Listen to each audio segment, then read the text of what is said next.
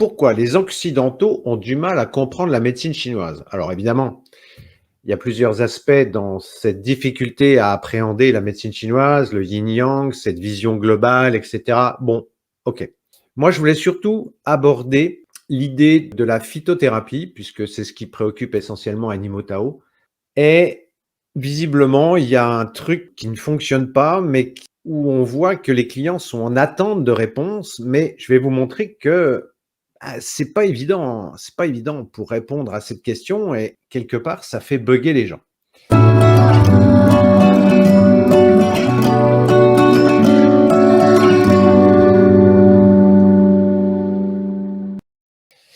Alors, on va partir d'un exemple. Alors, un exemple que j'annonce didactique, c'est-à-dire que il est volontairement simpliste et au niveau de ce que je vais évoquer en médecine moderne et au niveau de ce que je vais évoquer en médecine chinoise, d'accord? C'est mon exemple, il est là pour essayer de vous faire comprendre un principe. Sur ce dessin, j'ai pris un chien et ce pauvre chien, on va imaginer qu'il a vraiment pas de chance, puisqu'on va imaginer qu'il souffre d'insuffisance cardiaque et souvent avec l'insuffisance cardiaque, il y a de l'œdème au poumon. Et puis ce pauvre chien, il a vraiment pas de chance parce qu'il fait du diabète. Et comme c'est un chien qui commence à prendre de l'âge, il a une cataracte. Je pense que vous voyez un petit peu l'ambiance. C'est un tableau clinique qui n'est pas aberrant, qu'on rencontre de temps en temps chez les sujets âgés. Bon, donc ça, c'est pour la situation. Ensuite, si vous allez voir votre vétérinaire ou si vous avez affaire à la médecine conventionnelle, bah, le principe est simple, c'est-à-dire qu'on va vous donner, ici j'ai mis une gélule pour l'insuffisance cardiaque, pour ou contre, je ne sais jamais comment il faut dire. Parce que en médecine chinoise, comme on va dans le sens du corps, j'ai plutôt tendance à dire pour, et comme en médecine moderne, on inhibe des fonctions, j'ai plutôt tendance à dire contre. Ensuite, ben, votre vétérinaire va vous prescrire en général un diurétique. Et puis, comme ce pauvre chien, il a aussi du diabète, un médicament pour le diabète ou de l'insuline ou autre. Et puis, bon, pour la cataracte, en médecine moderne, il n'y a pas grand-chose, mais on peut supposer que votre vétérinaire va vous proposer des vitamines ou un reconstituant ou un truc. Voilà, bon, voilà, bref. Donc, ça veut dire que vous voyez que ce tableau clinique, lorsqu'il est pris en charge par quelqu'un qui a une culture en médecine moderne, va utiliser, eh bien, c'est pas compliqué, 1, 2, 3, 4 produits, c'est-à-dire un produit pour chaque problème. OK. Je discute pas si c'est efficace, pas efficace, si c'est cher, pas cher, etc. Bon, c'est pas le problème. C'est juste comprendre le principe. Maintenant, si vous avez un vétérinaire qui est plutôt bio, écolo, végétaux, je ne sais quoi, branché par la nature, eh bien, vous allez avoir, alors je fais simple, hein, évidemment, vous allez avoir une plante, l'insuffisance cardiaque ou contre l'insuffisance cardiaque, une plante pour l'œdème, une plante, ici j'ai mis des fleurs, c'est plus joli, pour le diabète. On est dans un cas d'école, hein, on est bien d'accord. On ne va pas prendre un bouquet de fleurs, on ne va pas aller chez Interflora pour soigner un diabète. Hein, ne me faites pas dire ce que j'ai pas dit. Et ensuite, vous avez une plante pour la cataracte. Ça, c'est l'approche conventionnelle qui est compréhensible par toutes les personnes qui ont une culture occidentale, qu'ils soient vétérinaires, médecins, chimistes, biologistes, etc. OK. Bon. Alors pourquoi ces personnes ont du mal à comprendre comment on fonctionne en médecine chinoise? Eh bien maintenant, vous qui avez un petit peu de connaissances sur la médecine chinoise, vous savez qu'en fait, que bah, l'insuffisance cardiaque, alors je la fais simple, elle est en relation avec une déficience du yin des reins. Alors j'ai mis le foie parce qu'effectivement, le foie est impliqué, mais comme les reins nourrissent le foie, les reins nourrissent le bois. Bon, on peut considérer que c'est la même problématique. C'est pour ça que j'ai mis le bois en plus petit. Le gros, on va faire simple. Le gros du problème, c'est une déficience du yin au niveau des reins. Qu'est-ce que ça veut dire? Ça veut dire que si on considère l'équilibre yin-yang de l'élément eau ou des reins, peu importe, puisque Je vous rappelle que les énergies yin sont stockées dans les reins. Eh bien, vous voyez ici sur le schéma qu'il y a un manque d'énergie yin. Donc, on est bien dans ce cadre qui est décrit. Alors ensuite, l'œdème, évidemment, c'est aussi les reins qui sont impliqués. Le diabète, c'est aussi le yin qui est impliqué. Alors après, ça peut être le yin de la rate, le yin du foie, le yin de l'estomac, le yin, etc. On fait simple, puisque de toute façon, les réserves de yin sont au niveau des reins et ensuite sont dispatchées dans le corps. Donc, on est bien d'accord qu'on fait simple. Et vous avez la cataracte, ça maintenant, vous le savez, c'est un des signes du vieillissement, et un des signes du vieillissement, c'est le yin qui décline. Bon, donc qu'est-ce que vous voyez? Vous voyez qu'en fait, les 4 problèmes ont la même origine. Je simplifie. Et ça m'a été déclenché, on va dire, par un commentaire sur une vidéo sur l'épilepsie, où la personne dit: «Oui, mais l'épilepsie, ça peut venir des démangeaisons, ça peut venir de l'atopie». Non, c'est juste que ça fait partie d'un tableau clinique, et si on redescend, l'épilepsie, on a de la chaleur, dans les démangeaisons, on a de la chaleur. Donc en fait, la cause est la même, en fait. Alors bien sûr, après, il va y avoir des variantes, on va jouer, mais disons, pour comprendre le principe, c'est ça. Et donc, qu'est-ce qu'on va faire quand on veut nourrir le yin des reins? On va utiliser, par exemple, du taoyin. Alors, je fais simple, ne faites pas, Ici, on va utiliser du taoyin, ici, on va utiliser du taoyin, ici, on va utiliser du taoyin et du taoyin. En fait, vous vous apercevez que vous avez un complexe de plantes, si vous voulez, et un seul, puisqu'en fait, du point de vue de la médecine chinoise, les problèmes qu'a ce chien sont liés à une déficience des énergies yin des reins. Et tout découle de ça. Donc, pas la peine de se casser la tête, il suffit d'utiliser une seule formule, puisqu'il y a une seule cause, c'est ce même déséquilibre, déficience de yin au niveau des reins, qui entraîne un certain nombre de problèmes ici. Et là, vous voyez que j'ai fait un schéma en dessous, là, où dans cette gamelle, vous avez des plantes, et puis vous pourriez vous dire, d'accord, mais il y a une plante A, il y a une plante B, il y a une plante C, il y a une plante D. Donc la plante A va agir sur l'insuffisance cardiaque, la plante B va agir sur l'œdème, la plante C va agir sur le diabète et la plante D va agir sur la cataracte. Eh ben non, c'est ça que j'aimerais que vous compreniez ce soir. C'est que, en fait, ici, vous avez un complexe de plantes, et on parle de synergie parce qu'en fait, les plantes fonctionnent entre elles. C'est pour ça que j'ai dessiné un puzzle, c'est-à-dire que là, vous auriez la plante A, la plante B, la plante C, D, etc. Et en fait, c'est comme si vous aviez quelque part une seule plante. Imaginez qu'il existe dans la nature une plante qui puisse faire tout ça, eh bien, vous auriez qu'une plante. Et en fait, ce que j'aimerais vous faire sentir, alors vous me direz si je suis clair ou pas, parce que c'est-à-dire que, en fait, c'est cet ensemble et c'est cette synergie de plantes qui fait un ensemble. C'est pour ça qu'en phytothérapie chinoise, on dit que l'ensemble a plus d'impact que la somme des parties. Parce que vous ne pouvez pas déduire les propriétés de l'ensemble à partir des parties. Ça marche pas. Ça ne marche pas. Alors, d'aucuns vont me dire: «Bah oui, mais comment ça marche cette formule-là pour, nourrir le yin?» Eh ben, on n'en sait rien.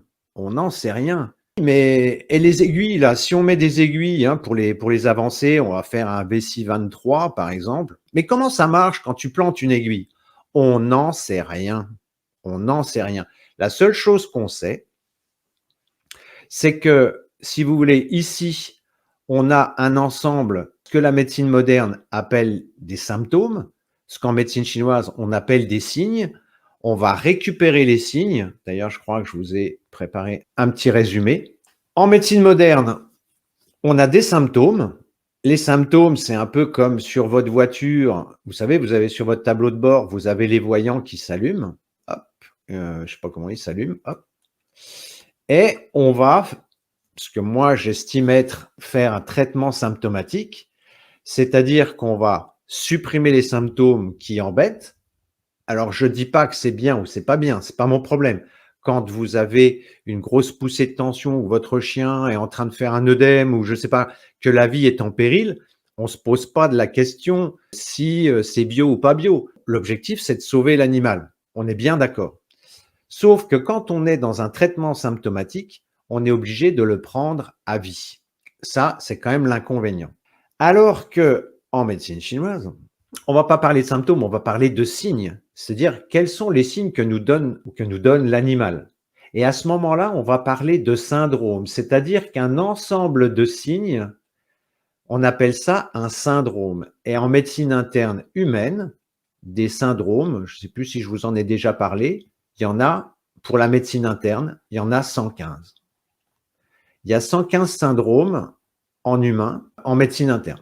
En médecine interne, hein, si vous rajoutez l'externe, c'est-à-dire toutes les maladies infectieuses, si vous rajoutez la gynéco, si vous rajoutez la dermato, etc.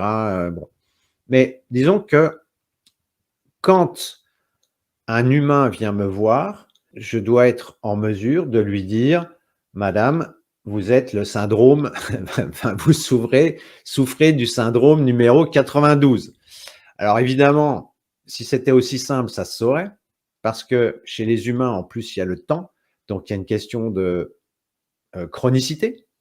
Et puis, vous pouvez avoir des syndromes qui se superposent. Donc, c'est un petit peu plus compliqué que ça en a l'air. Ça, c'est ce que j'appelle aussi le terrain, c'est-à-dire comment votre terrain est vrillé et comment ça va évoluer. Donc, le principe de la médecine chinoise, ce n'est pas de supprimer les symptômes, c'est de dire, voilà, ces signes qui peuvent mettre en péril le corps, bien sûr, hein, mais ces signes qui nous embêtent et qui sont la manifestation d'une problématique, ça va nécessiter qu'on identifie le syndrome et ensuite qu'on mette en place un rééquilibrage.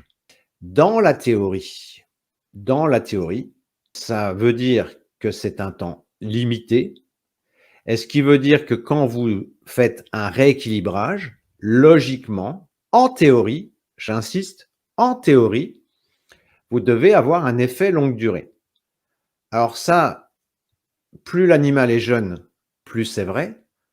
Plus l'animal prend de l'âge, moins c'est vrai, ou plus le rééquilibrage peut nécessiter de temps. Et d'ailleurs, même au niveau des humains, les Chinois disent 3 jours, 3 mois, 3 ans. Ce qui veut dire qu'un rééquilibrage, quand on est vraiment sur quelque chose de lourd, ça peut nécessiter 3 ans. C'est pour ça que des fois, quand les gens me disent: «Ah mais vos produits, qui répondent vite», bah oui, ils répondent vite parce que pour moi, 2 mois à l'échelle de la médecine chinoise, c'est rapide, vous voyez? Mais pour la personne qui voit son chien dans l'inconfort, 2 mois, c'est interminable, quoi, vous voyez? Donc après, tout ça, ça permet de relativiser. Donc ça, j'insiste bien sur le fait que c'est la théorie. Parce qu'à certains moments, lorsqu'on a trop attendu, il y a des processus qui ne sont pas réversibles ou qui sont difficilement réversibles. Et là, ça peut être intéressant d'associer les 2 approches. C'est-à-dire que je ne suis pas résolument contre un traitement symptomatique. La question, c'est est-ce qu'il est utile? Et souvent, il l'est, mais pas toujours. Et donc ça, l'idéal, c'est quand on peut travailler en coopération avec les vétérinaires, parce que eux sont en mesure d'évaluer le niveau de danger. Et puis parfois même, on a une autre approche, c'est-à-dire que, par exemple, dans le diabète, quand plus on va rééquilibrer le terrain, plus on va limiter les fluctuations de la glycémie. Donc, plus le vétérinaire va pouvoir travailler d'une façon paisible, lui, avec son insuline ou avec ses produits. Vous voyez? Donc, ce sur quoi je voulais insister, c'est qu'un traitement symptomatique nécessite un traitement à vie. Peut-être que vous avez un traitement pour la tension. Eh bien, vous savez que si vous oubliez votre traitement, vous mettez votre vie en danger. Vous voyez? Donc, on ne peut pas se permettre d'arrêter ou de suspendre un traitement occidental. Mais ça marche. Je veux dire, si vous faites de l'hypertension, vous prenez un produit pour la tension, ça fait baisser la tension. Bon, après, il peut y avoir des effets indésirables, etc., etc. Ça, c'est autre chose. Alors que quand vous êtes ici dans une logique chinoise, eh bien, ce qu'on vit, c'est à rééquilibrer, c'est à relancer la nature. C'est aller dans le sens de la nature. S'il y a un truc qui bug, eh bien, on va essayer de relancer ça. Alors, des fois, ça marche et c'est spectaculaire. On en a parlé lors du dernier live. Et puis là, on a un commentaire incroyable. Merci, merci pour ce miracle, etc. Mais des fois, c'est pas toujours non plus.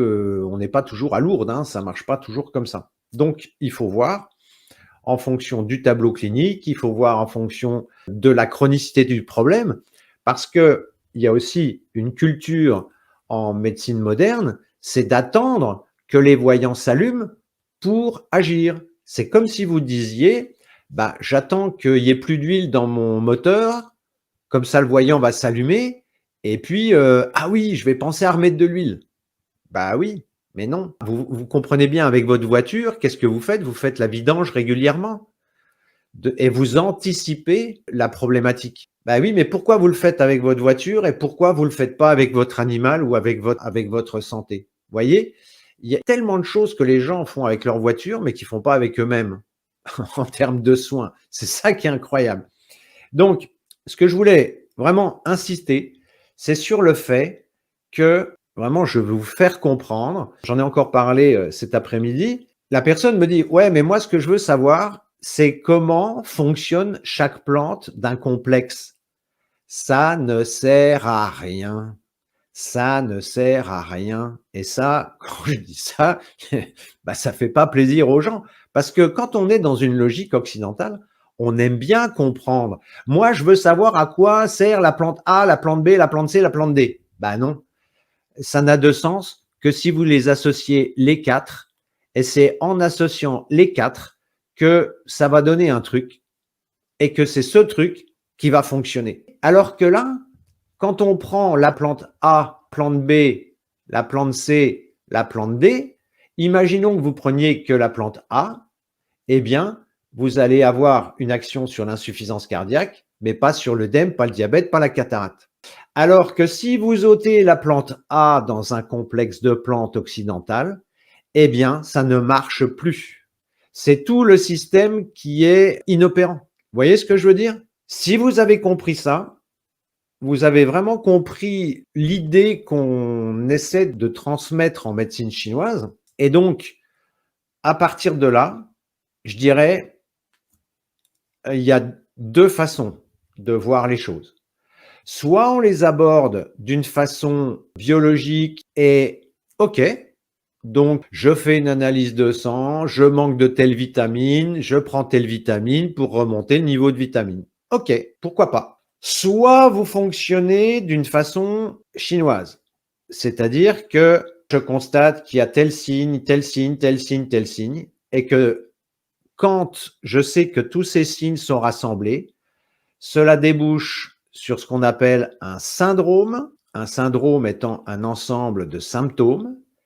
Et je sais que pour ce syndrome numéro tant, eh bien, je dois utiliser le complexe de plantes qui correspond, qui a un nom traditionnel, etc., etc. Si vous avez compris ça, je serais vraiment ravi. Et logiquement, une fois qu'on a compris ça, on ne vient plus me poser la question, mais à quoi sert la plante A? Parce que moi, je vois souvent des personnes me disent, bah oui, mais je suis allé voir sur le net la plante A, j'ai vu qu'elle faisait monter l'énergie. Oui, mais une plante a plusieurs actions. J'ai fait des petites vidéos là-dessus. Une plante a plusieurs actions. Et parfois, dans un complexe de plantes, on va l'utiliser pour une action, alors que dans un autre complexe de plantes, on va l'utiliser pour une autre action. Ça, je l'explique dans une petite vidéo pour Chairu, qui est une plante qu'on utilise en médecine chinoise. Et cette plante, elle a plusieurs actions. Elle débloque le foie, elle fait monter, elle est dispersante. Donc, suivant le complexe de plantes dans lequel vous allez l'utiliser pour une chose ou pour une autre. Et en plus, cette plante, selon la plante à laquelle vous allez l'utiliser, va avoir encore une action différente. C'est extrêmement complexe. C'est pour ça que, bon, ça a pris des milliers d'années, hein. Je pense pas que les Chinois aient essayé toutes les combinaisons, puis dire: «Ah bah tiens, si j'associe cette plante avec cette plante, ça va donner ça», et cetera. Non, ils n'ont pas fonctionné comme ça, mais le niveau de complexité de la phytothérapie chinoise, il est incroyable pour ça. Parce que la question de fond, c'est comment ont-ils fait pour savoir qu'il fallait utiliser la plante A, la plante B, la plante C, la plante D, et pas la A avec la Y et la Z. Et ça, ils sont trop forts. Donc, vous voyez, ce que je vous demande, c'est si vous raisonnez occidental, c'est très bien, et vous restez dans le monde occidental de la biologie, de la quantification, de machin, soit vous raisonnez avec le système chinois. Mais si vous mélangez les deux, ça ne marche pas. Ça ne marche pas. Bien sûr, on a fait des études pharmacologiques des plantes chinoises, mais ça n'a jamais fait avancer le schmilblick. Ah ben oui, on a vu qu'il y avait telle molécule qui faisait que. Oui, mais alors, je veux dire, ça n'apporte rien. Les anciens le savaient que ça marchait dans telle configuration. Pourquoi on fait ces études cliniques? C'est pour essayer d'extraire des principes actifs pour après les commercialiser. Mais c'est pas pour faire avancer la médecine chinoise, hein, il faut être bien clair. Après, ça peut avoir des avantages, hein, comme l'aspirine, et cetera, mais vous voyez, ou la vitamine C, mais vous voyez qu'une vitamine C chimique n'a pas du tout la même action qu'une vitamine C biologique ou qui est naturelle, et qui n'a pas du tout la même action que quand vous mangez le fruit ou la plante entière. Parce que dans une plante, il y a une foultitude de principes actifs et en médecine moderne, on n'y comprend rien. Donc on essaie de se focaliser sur tel principe actif. Bah ouais, mais si la plante fonctionne aussi bien quand elle est entière, c'est parce qu'il y a plein d'autres principes actifs. Vous voyez? Enfin, on l'a vu ces dernières années, on est tellement lobotomisé sur tel problème, il faut utiliser telle molécule. Bah non, non, on s'aperçoit que dans la nature, c'est beaucoup plus complexe. Et le paradoxe, c'est qu'en fait, vous avez la plupart des molécules chimiques sont issues de plantes. Vous avez tout un tas de recherches qui sont faites en ethnomédecine où on va consulter les chamans, les guérisseurs, les praticiens, les ethnomédecins, etc. Après, on va aller dans la jungle pour regarder les singes, pour voir quel type de problème ils ont et vers quelle plante ils vont. Après, on prend la plante, enfin, les laboratoires, et puis ils essaient d'extraire le principe actif. Et vous voyez que comment faire mieux que la nature? Enfin, je veux dire, avec un peu d'humilité, bon, il y a des trucs qui ont marché, hein, je dis pas. Mais vous voyez que avant qu'on arrive à faire aussi bien que la nature sur un complexe de plantes, je pense que de l'eau va encore couler sous les ponts, quoi. Ce que je voudrais, c'est qu'on ne mélange pas tout. C'est-à-dire que si on a une approche occidentale, on garde une approche occidentale. Si on a une approche chinoise, on a une approche chinoise, mais on n'essaie pas de faire rentrer l'un dans l'autre. D'autant que, en toute humilité, la médecine chinoise a une vision plus large que la médecine occidentale. Je vous expliquerai dans l'instant sagesse pourquoi. Donc, vouloir faire rentrer la médecine chinoise dans la médecine occidentale, on est obligé de réduire et on va forcément faire des erreurs et en plus, ça n'apporte rien. Ça n'apporte rien. Donc, les Chinois ont tout prévu, que ce soit en acupuncture, que ce soit en phyto, il y a tout ce qu'il faut. Et si ça marche, c'est bien. Si ça marche pas, on peut compléter avec de la médecine occidentale ou on peut avoir recours à la médecine occidentale et compléter avec la médecine chinoise. Peu importe. L'important, c'est que l'animal aille bien ou que vous alliez bien. Mais ne cherchez pas à comparer parce que l'approche est complètement différente. Et j'espère vous avoir un petit peu éclairé ce soir sur ce plan. Voilà. Isabelle, dans l'hypothèse où un complexe de plantes ne fonctionnerait pas sur un syndrome chez un animal, comment s'y prendrait-on? Il faudrait tâtonner pour créer un nouveau complexe de plantes. Alors, ça c'est une bonne question parce que, en fait, il y a peu de recherches sur les animaux. Quand je me suis penché sur la question des animaux, il existait un petit peu d'acupuncture, mais en phytothérapie, il existait quasiment rien. Et là a été ma surprise. Donc, si on prend les humains, qui étaient le centre d'intérêt majeur des Chinois, j'ai pas les documents là, je pourrais vous les montrer, mais le Vidal chinois, il est épais comme ça, hein. Tout est répertorié. Les symptômes, les signes, si vous transpirez en haut, en bas, à quelle heure, de quelle couleur, avec quelle odeur, etc. Tout, tout, tout. Et à partir du moment où vous avez bien évalué la nature du déséquilibre, vous avez bien identifié le syndrome, vous avez forcément un complexe de plantes qui est associé. Après, est-ce qu'il marche ou il marche pas? C'est pas une question de savoir si on a fait, si on a bien évalué le déséquilibre. Il peut y avoir d'autres raisons pour lesquelles ça ne marche pas. Parce que si on avait une solution, enfin, si la vie était aussi simple, on aurait une solution pour tout. Eh ben non, c'est pas aussi simple que ça. Parce qu'il y a une interférence majeure qui est l'esprit. On en parlera après. Ça, c'est pour les humains. Pour les humains, tout est calé. Je veux dire, ça fait 3000 ans que ça tourne. Vous prenez le I Ching, qui est le livre de référence. Il a plusieurs milliers d'années. Il est toujours d'actualité. Les complexes de plantes sont toujours d'actualité. Tout est répertorié. Bon, ça s'est affiné au fil du temps, hein, bien sûr, avec l'expérience. Au niveau des humains, c'est calé. Par contre, au niveau des animaux, il y a tout à faire. Et donc, je m'y suis collé. Mais il y aurait encore beaucoup à faire, beaucoup à approfondir, beaucoup à expérimenter pour avoir le feedback sur des races particulières, sur des que toutes les races ne répondent pas pareil, toutes les races n'ont pas les mêmes fragilités, etc. Donc, je pense qu'on doit pouvoir encore affiner. Mais ça, c'est un travail de recherche. Bon, je m'y colle dans la mesure de mon temps et de mes possibilités, mais il y aurait encore beaucoup à faire. Donc, quand bien même, pour l'instant, si vous voulez, dans l'hypothèse où un complexe de plantes ne fonctionnerait pas, déjà, il faut être sûr qu'on soit dans un cadre naturel. Si on est dans un cadre naturel, pour l'instant, à part les lipomes, les épulis, donc les épulis, ce sont des petites tumeurs, des petites excroissances dans la bouche. Les lipomes, ce sont des boules sur le corps. Bon, les lipomes, c'est pas grave, c'est une esthétique, mais c'est pas grave. À part ces deux problèmes, je dirais que je suis capable d'associer un déséquilibre énergétique à chaque problème. Et donc, un complexe de plantes. Sauf que, il faut pas oublier les interférences. Les interférences, c'est quoi? Bah, c'est ce qu'on mange, c'est ce qu'on respire, comme les chiens. Je veux dire, vous savez, il y a eu une analyse de sang des députés européens, je crois, et tout le monde avait du plastique dans son sang. Je veux dire, il y a plus un organisme vierge.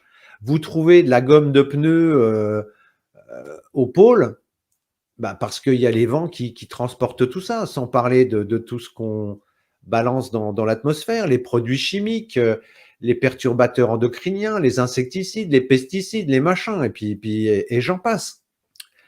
Quand on est sur un problème qui ne fonctionne pas, je pense notamment la maladie des chevaux avec l'érable.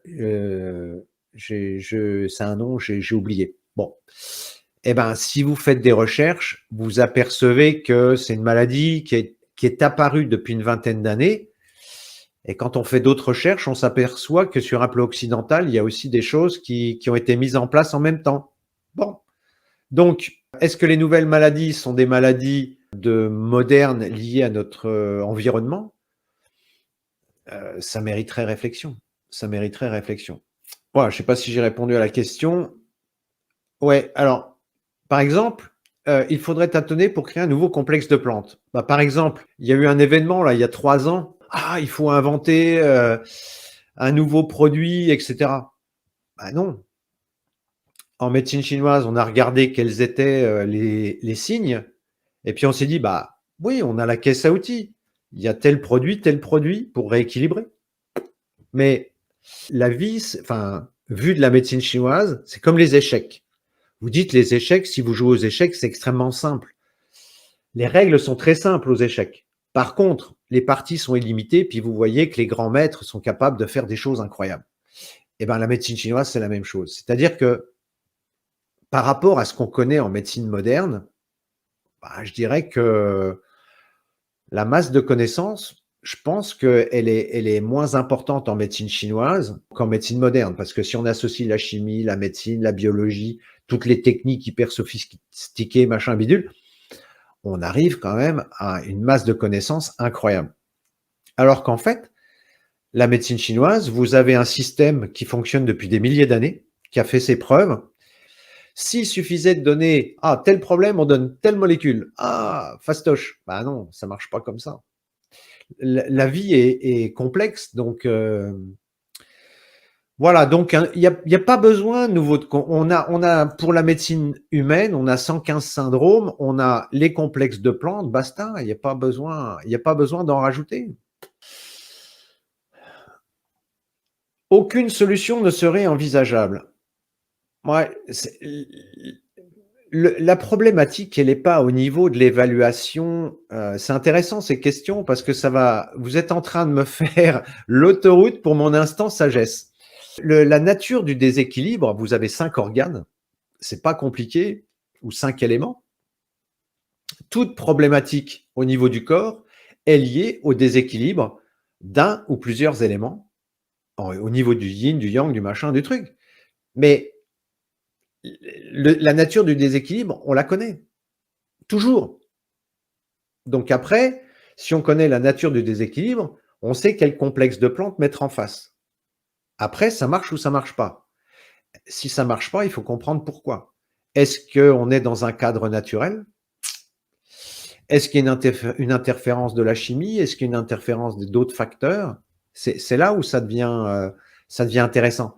Mais on ne peut pas dire, quand un traitement ne marche pas, on ne peut pas dire que c'est le médicament, qu'il soit occidental ou le complexe de plantes, qu'il soit chinois, qui ne marche pas. C'est beaucoup plus compliqué que ça. Je vous en parlerai après, justement. Sinon, on aurait réponse à tout. Alors, peut-il y avoir un effet placebo, l'intention qu'on met dans le fait de donner un complexe de plantes? Ah oui, absolument, complet. Oui, bien sûr. L'intention que vous mettez quelque part, là on rejoint ce dont parle Philippe Guillemant, ou ce dont parle Philippe Bobola, je vous en ai parlé de sa dernière vidéo sur notre double quantique. Il faut pas oublier, si c'est ce que la médecine conventionnelle oublie, c'est qu'on a un double vibratoire et que tout ce que vous vibrez a une interaction avec le double vibratoire de votre animal ou votre double vibratoire. Donc forcément, on est tous reliés énergétiquement. Donc forcément, le fait d'avoir une intention, ça va avoir forcément un impact sur la qualité des soins, bien sûr, bien sûr. Vous voyez bien, mais basiquement, vous massez quelqu'un en pensant, je sais pas moi, à ce que vous allez faire en boîte de nuit le soir, ou si vous le massez en ayant l'intention d'être bon avec lui, d'être gentil avec lui, de lui apporter de la douceur, de l'amour, du bien-être, etc., vous verrez que vous n'aurez pas du tout le même impact. C'est exactement la même chose. Donc oui, bien sûr, l'intention, c'est hyper important. Voilà. Bon. Eh bien, écoutez, ce que je vous propose, gentiment, c'est de nous diriger vers l'instant sagesse. Tac. Hop. Je ne sais pas si vous vous souvenez du titre, mais c'était médicament versus émotionnel. Qui est le plus fort? Qui est le vainqueur? Vous allez avoir la réponse. Pourquoi à certains moments, un produit ne marche pas. Et pour finir, merci de mettre un pouce en l'air et de vous abonner, c'est ce qui nous aide le plus à promouvoir la chaîne. Merci et à très bientôt pour une nouvelle vidéo.